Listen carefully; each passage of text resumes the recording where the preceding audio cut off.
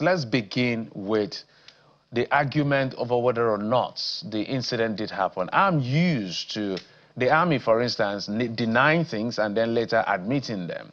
I don't know whether it's a modus operandi within the army. You may be able to educate me on that.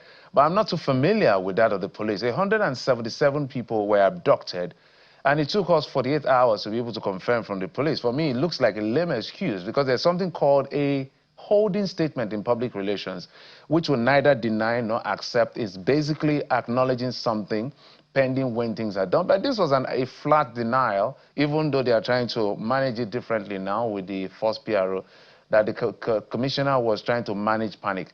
Do you manage panic by denying what happened? Help us.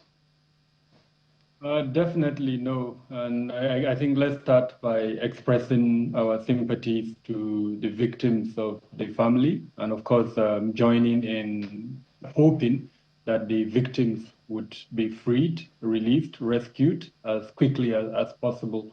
Having said that, I think the whole scenario, everything that has happened from the 18th up until date is quite unfortunate. And it is a pattern that we've seen repeatedly over time in Nigeria, starting from the Chibok girls incident up until the last one in Niger State in Papiri, and then this one happening in Kaduna. Instances of first denial, and then of course later acceptance, as it were, have been the pattern.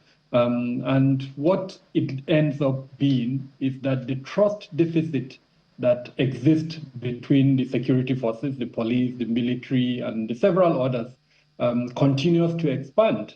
The victims, their family members, the institutions they represent, in this instance, the Christian Association of Nigeria, would not in any way be happy with the initial positions taken by the government and, of course, the security forces. So I am hoping that this would be a learning curve.